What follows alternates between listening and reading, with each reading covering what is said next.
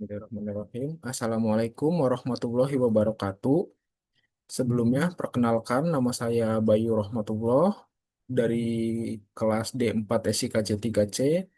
Di sini saya akan mempresentasikan hasil kerja dari tugas pada mata kuliah Machine Learning yang berjudul Mini Project mengenai fitur engineering dan fitur selection pada forecasting konsumsi listrik PJM Horli Energi. Nah, di sini dataset pada praktikum ini kita ambil dari Kaggle, yaitu PJM Horli Energi Konsumsi dari Kaggle yang sudah saya download. Ini hasilnya di dalamnya itu ada beberapa dataset, cuman yang di sini yang kita pakai adalah yang ini PJM Horli pada praktikum ini. Nah, metode yang dipakai juga adalah mutual information dan juga random forest feature importance. Modelnya random forest regression. Nah, pendahuluan proyek ini bertujuan untuk membangun model forecasting konsumsi listrik menggunakan dataset dari PJM Horli Energy. Nah, dataset ini berisi data konsumsi listrik per jam dari tahun 2002 sampai 2018. Nah, langkah-langkah yang dilakukan meliputi dari ekstraksi fitur temporer sampai fitur selection dengan dua metode serta perbandingan performa model sebelum dan sesudah fitur selection. Nah, langkah awal praktikum di sini saya melakukan load data dan eksplorasi data.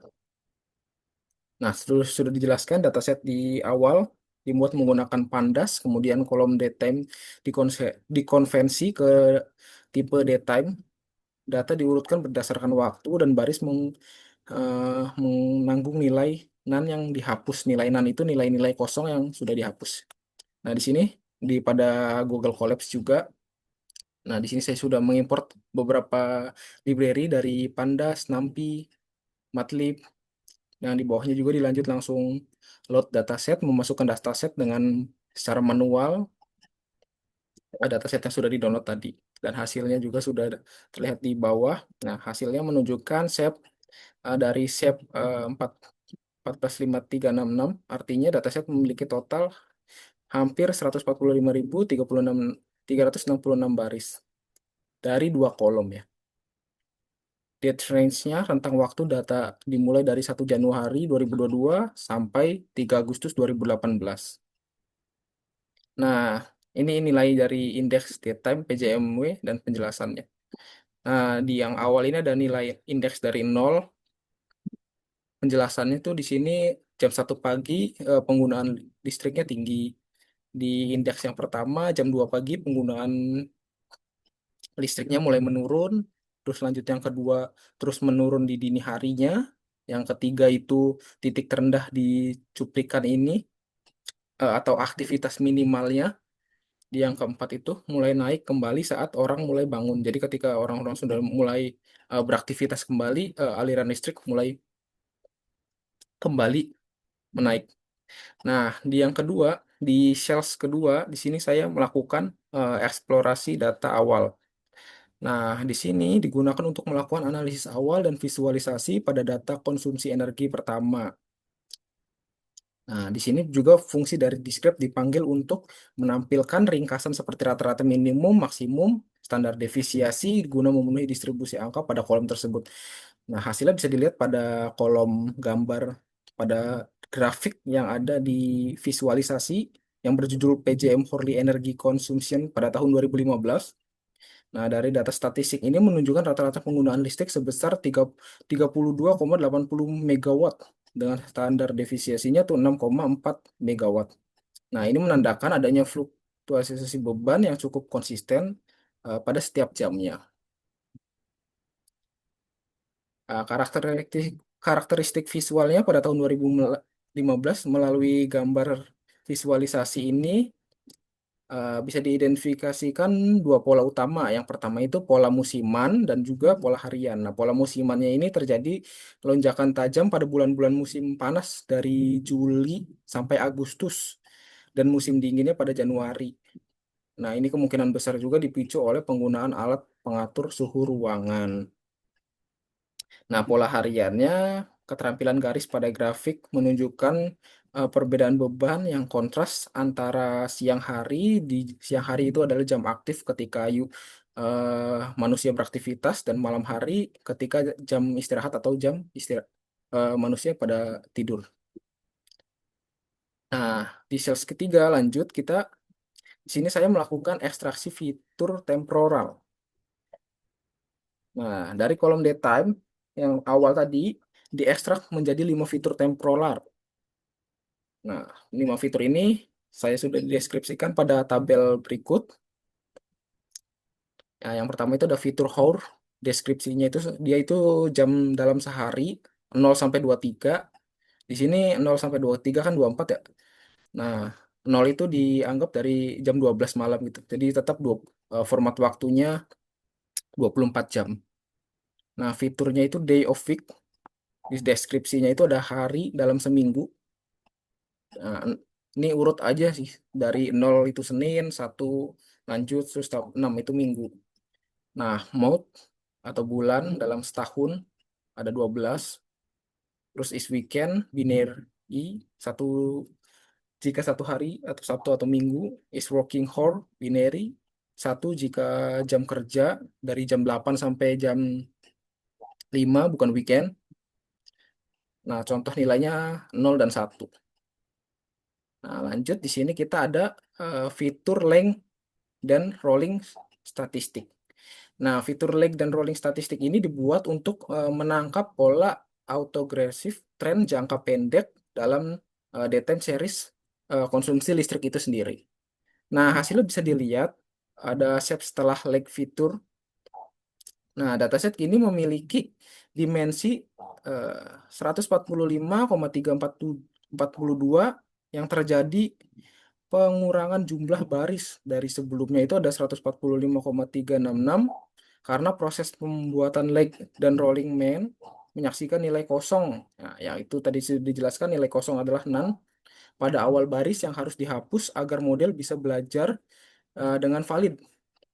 Nah, data ini sekarang sangat siap untuk pemodelan machine learning karena sudah memiliki konteks waktu. Nah, ini dari leg 1 dan leg 24 memberitahu model berapa konsumsi listrik dalam 1 jam. Terus rolling main 24 itu adalah nilai rata-rata konsumsi selama 24 jam terakhir. Nah, rolling STD 24 adalah standar defisiasi selama 24 jam terakhir yang menunjukkan tingkat volatilitas dan seberapa drastis perubahan beban listrik pada hari tersebut. Nah, atau dalam tabel bisa diartikan sebagai berikut. Sama saja. Nah, lanjut di sini kita ada yang kelima itu adalah fitur selection. Nah, untuk fitur selection juga ini dibagi beberapa ya. Ada mutual information, ada random forest fitur importance, terus ada yang lanjut terakhir itu ada visualisasi dari fitur selectionnya. Oke, yang pertama itu ada mutual information. Nah, mutual information ini dia itu mengukur ketergantungan statistik antara setiap fitur dengan target dari PJMW. Nah, nilai MI yang lebih tinggi menunjukkan fitur lebih informatif. Nah, hasilnya bisa dilihat dalam tabel. Rank pertama itu ada leg 1, skor dengan MI skornya itu 1505 1560. Keterangannya dia sangat dominan, nilai sebelum sangat predikat. Nah, rank kedua itu ada leg 24 dengan keterangannya dia pola harian kuat konsumsi kemarin.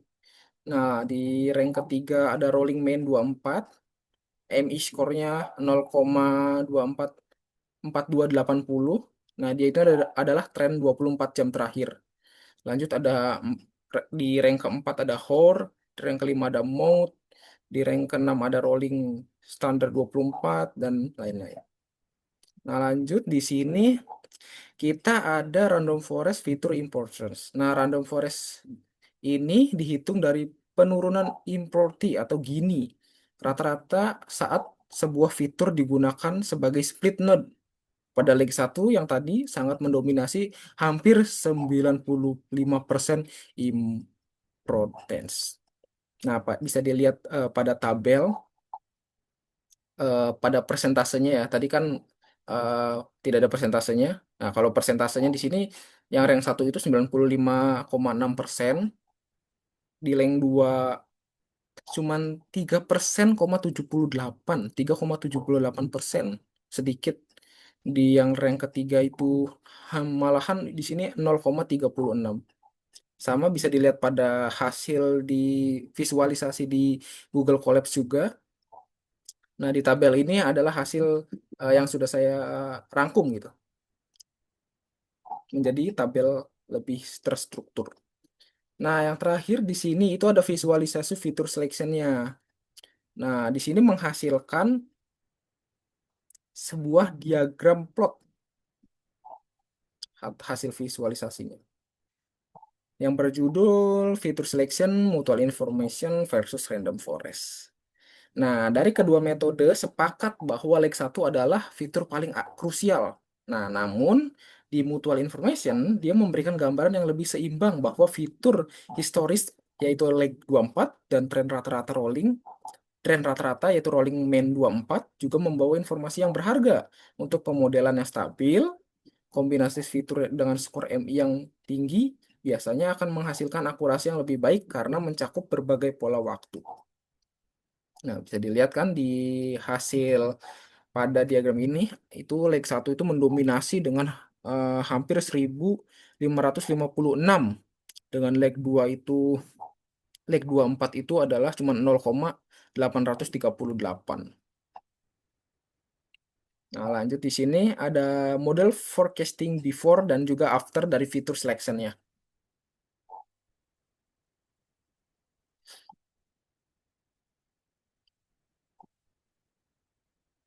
Nah, di sini random forest regressor dilatih menggunakan 80% data trend dan diuji pada 20% data terakhir atau tes. Nah, di sini mempertahankan urutan waktu model pertama menggunakan semua 9 fitur. Model kedua hanya menggunakan 5 fitur terpilih dari leg 1, core, rolling mean 24, rolling STD 24, dan juga leg 24. Nah, bisa dilihat pada tabel grafik berikut, itu ada RMSA, before select fiturnya, itu ada 426,6,06, di afternya itu 490,66, selisihnya itu hampir ya plus 64 atau 15%. Di Mei ada 306,06, di afternya itu ada 360,52, selisihnya itu hampir 54,46 atau bisa dipersentasekan adalah 17%.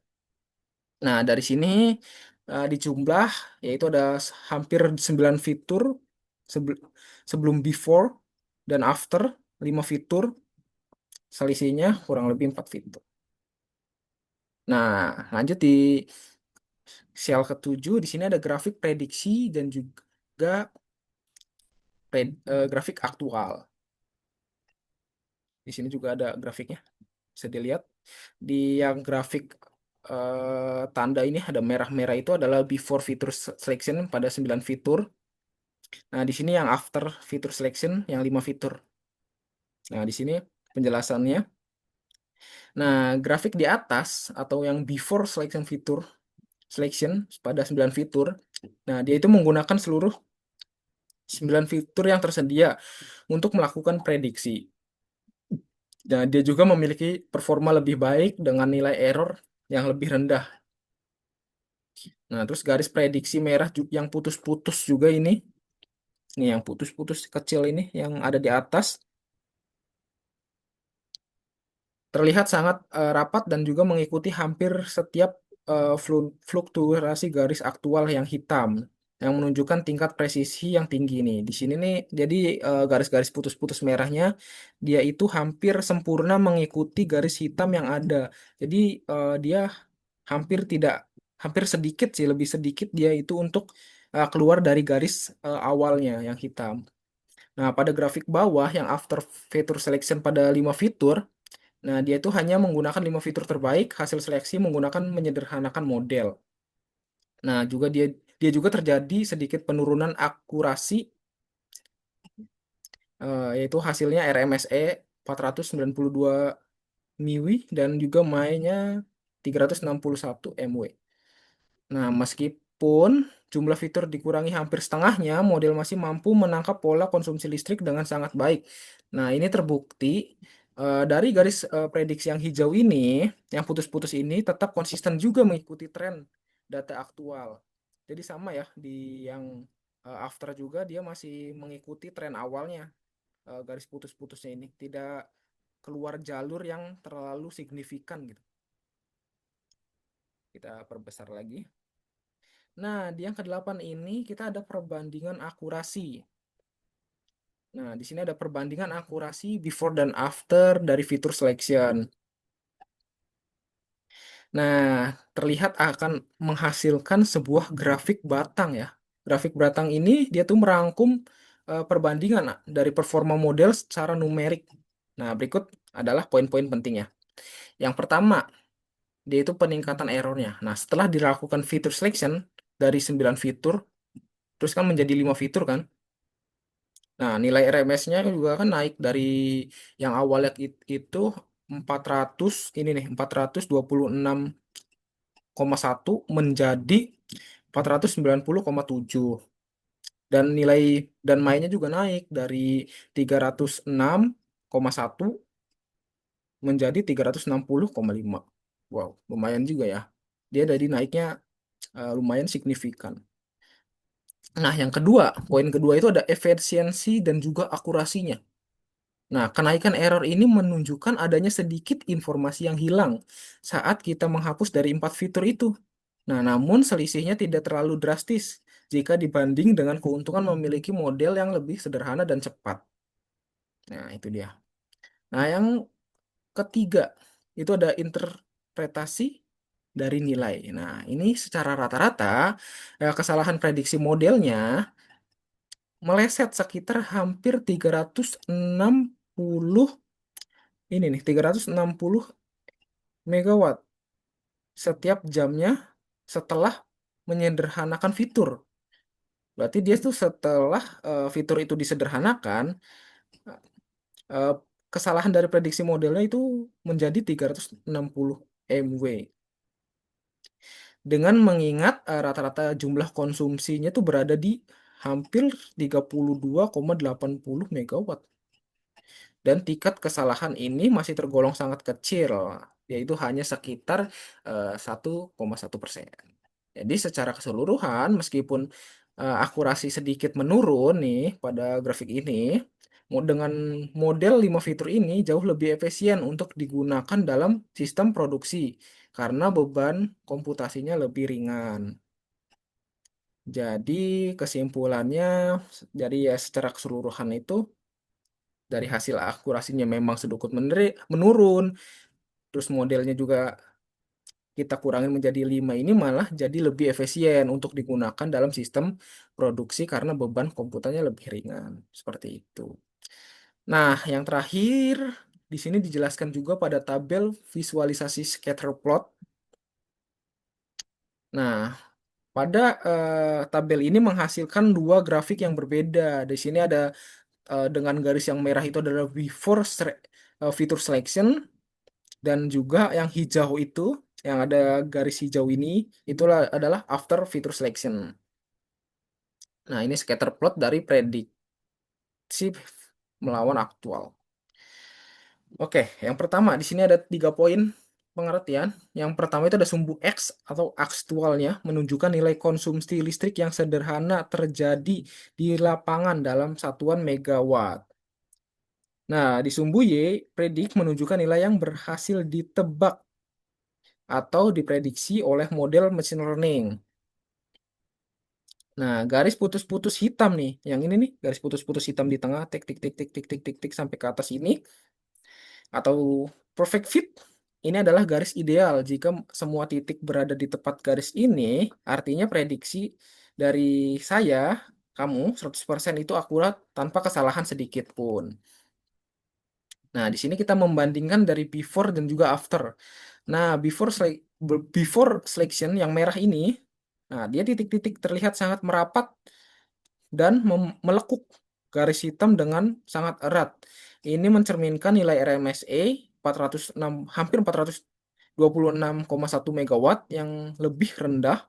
Artinya model yang sangat presisi karena menggunakan semua fitur yang tersedia. Nah, di sini ada afternya nih yang ini, yang hijau.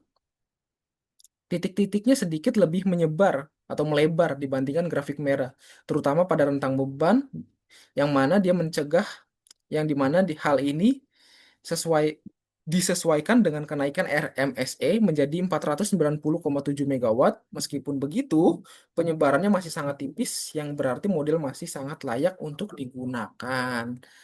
Nah, di sini dari hasil semua yang sudah kita praktikum, nah, kita menemukan kesimpulan akhir atau temuan utamanya. Yang pertama ada dominasi di leg pertama. Fitur leg pertama ini konsumsi 1 jam sebelumnya ya. Dia mendominasi dari kedua metode, dari fitur selection dengan MI skornya 1500, itu dia tertinggi. Terus yang kedua, pola temporalnya penting. Fitur hour, jam dalam sehari, yang selama 24 jam itu dia menempati rank 2 pada RF important, menunjukkan adanya pola intrahari yang signifikan. Yang ketiga ada fitur weekend. Fitur weekend yang kurang informatif, temuan yang ketiga ini. Terus yang keempat ada performa before dan after selection dengan model 9 fitur dan juga dengan 5 fitur tadi. Nah, sehingga dapat disimpulkan dari hasil analisis ini, dapat disimpulkan bahwa yang pertama fitur lag sangat penting dalam forecasting time series konsumsi listrik. Yang kedua itu ada kedua metode fitur selection mutual information dan random forest fitur importance memberikan hasil yang konsisten dengan lag satu sebagai fitur paling berpengaruh. Nah, yang ketiga itu adalah pengurangan dari fitur dari 9 yang tadi yang di awal kita jelaskan menjadi 5, menghasilkan model yang lebih sederhana dan sedikit penurunan akurasi yang bisa menjadi trade off yang dapat diterima untuk kecepatan inferensi dan interpretabilitas model. Nah, mungkin sampai sini itu saja yang bisa saya sampaikan. Kurang lebihnya mohon maaf untuk praktikum kali ini, yaitu dari praktikum mini project fitur engineering dan fitur selection untuk forecasting konsumsi listrik. Nah, terima kasih. Kurang lebihnya mohon maaf. Wassalamualaikum warahmatullahi wabarakatuh.